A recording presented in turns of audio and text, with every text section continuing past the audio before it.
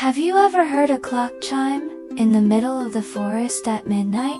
What if that clock only rang for children brave enough to follow it? And what if nobody who followed the sound ever returned the same? On the edge of a sleepy village stood a forbidden forest.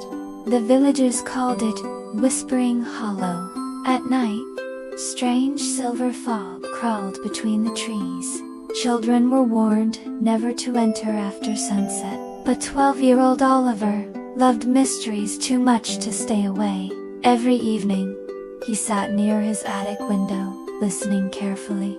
One stormy night, he finally heard it. Dong! A deep bell echoed through the rain. Then came another chime. Dong! Oliver's heart raced with excitement. Who rings a bell inside a forest? He whispered. He grabbed his lantern and slipped quietly outside. Rain splashed across the empty streets. The mysterious bell rang again. It sounded farther inside the woods this time. Oliver crossed the old wooden bridge, trembling under the wind. Behind him, the village lights slowly disappeared. Ahead, darkness swallowed the path. Branches twisted like giant fingers above him. Suddenly, the lantern flickered. A cold whisper drifted through the trees. Tambaku. Kabata, Oriba Furozu. Oriba Furozu. Who's there? He shouted nervously. Only silence answered him. Then, the bell rang once more. Closer now. Oliver gathered his courage and continued walking. The deeper he went, the stranger the forest became. Tiny blue lights floated between the trees. They danced like silent fireflies. Suddenly, Oliver noticed footprints in the mud. Small footprints, like a child's. But each footprint glowed faintly silver. Oliver followed them carefully. The footprints led toward an enormous oak tree. Its trunk was wider than a house, and carved into the bark was a strange clock. Its hands moved backward. Tiku, tiku, tiku. Oliver stepped closer. Then he saw a tiny door hidden in the roots. The door slowly creaked open by itself. Warm golden light spilled onto the ground. Should I go inside? Oliver wondered. The bell chimed again, as if inviting him. Oliver took a deep breath and entered. Inside was a long spiral staircase. The walls shimmered with moving shadows. Soft music echoed from somewhere below. Oliver slowly walked down the stairs, step after step. The air grew warmer. Suddenly, he reached a hidden, underground hall. Hundreds of clocks covered the walls. Some were tiny, others were taller than Oliver himself, but every clock moved backward. In the center stood an old man, in a silver coat. His eyes glowed pale blue. You finally arrived, the old man said calmly. Oliver stepped back in fear. Who are you? He asked. The old man smiled sadly. I am the keeper of lost time. Oliver stared at the endless clocks around him. Why do they move backward? He whispered. The keeper sighed deeply. These clocks hold forgotten memories. Every lost friendship. Every broken promise. Every moment people wished to change. Oliver felt chills run down his spine. Can time truly be reversed? He asked. The keeper looked at him carefully. For one moment only, but every wish has a price. Before Oliver could answer, a scream echoed nearby. A little girl ran into the hall crying. Shadowy creatures chased behind her. Oliver grabbed her hand instantly. Run! He shouted. The creatures hissed like smoke in the dark. Their eyes glowed red like burning coal. The keeper raised his silver staff. Suddenly, all the clocks rang together. Dong! The creatures vanished into black mist. The girl trembled beside Oliver. "My name is Clara," she whispered softly. "I got lost here years ago." Oliver stared at her in shock. "But you look my age," he said. Clara lowered her eyes sadly. "Time moves differently here." Oliver suddenly realized something terrifying. What if he could never leave? The keeper slowly approached them. "There is only one escape," he warned. "You must face the room of regrets." Oliver swallowed nervously. "What happens inside?" he asked. The keeper's face darkened. "You will see the truth hidden in your heart." The hall suddenly shook violently. More shadow creatures emerged from the walls. "There is no time left," shouted the keeper. He pointed toward a glowing doorway. Oliver and Clara ran toward it. The door slammed shut behind them. Inside was complete darkness. Then, tiny lights slowly appeared around them.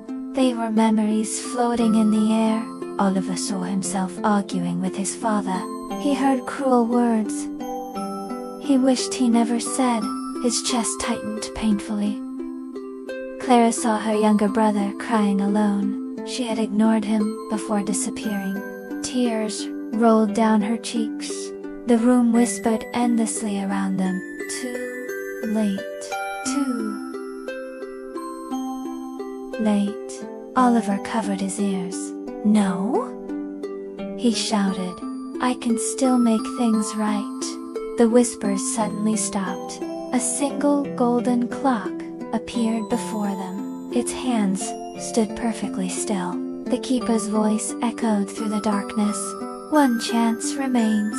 You may return and change one moment, but you must choose wisely." Oliver looked at Clara silently. She nodded slowly. "I want to see my brother again," she whispered.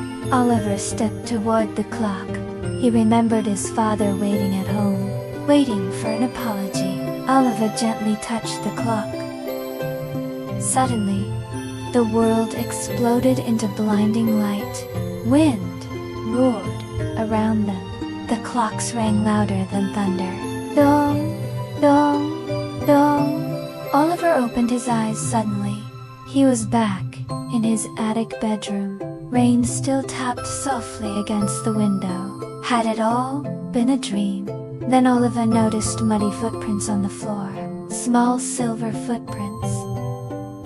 His heart skipped a beat. Quickly, he ran downstairs. His father sat quietly near the fireplace. The room felt heavy with silence. Oliver's voice trembled. "I'm sorry," he whispered. His father looked surprised. Then he smiled softly. "I'm sorry too," his father replied. Oliver suddenly felt lighter than air, as though a heavy chain had broken. Outside, the storm slowly faded away, but Oliver still wondered about Clara. Was she truly free? The next morning, he returned to the forest. Sunlight shone warmly through the trees. The terrifying shadows were gone. Oliver searched for the giant oak tree, but it had completely vanished. Only a small silver clock remained in the grass. Its hands no longer moved backward. Attached was a tiny note. "Thank you for remembering kindness." Oliver smiled quietly. Years later, villagers still whispered strange stories. Some claimed they heard bells at midnight. Others spoke of glowing footprints in the woods. But Oliver never feared the forest again, because he understood its secret. Time cannot erase our mistakes forever, but courage can help us face them, and kindness can heal what anger once destroyed. Sometimes the scariest journey is into our own hearts, but that journey can change everything. From that day on, Oliver became gentler with others. He listened more carefully, he forgave more quickly, and he never left harsh words unsaid overnight. If because he knew how precious time truly was. Sometimes, on quiet, rainy evenings, Oliver still heard a distant bell in the woods. Dong! But now the sound no longer frightened him. It reminded him to treasure every moment, to protect the people he loved, and to speak with kindness before it became too late. Because even magical clocks cannot fully undo pain, but love and honesty can begin to heal it. Ando pahapasan, ando pahapasan, deep within whispering hollow, the keeper of lost time still waits silently, listening for the footsteps of another lost child. Another child brave enough to face the truth, another child ready to change. And somewhere in the forest shadows, a silver clock still softly ticks, tiku, tiku, tiku, waiting for the next midnight bell, waiting for the next mystery to begin. Ando pahapasan, ando pahapasan, one day you may feel it. When the night grows silent, when the rain taps gently at your window, when the world feels asleep, listen carefully, very carefully. Because deep in the darkness, a lonely bell may begin to ring. Dong! And if it does, will you follow the sound, or will you stay safely behind? Only the forest knows the answer, and the forest never forgets. The end. The end. Lesson of the story. We cannot change the past completely, but we can always choose kindness today. Apologizing takes courage. Forgiving takes strength.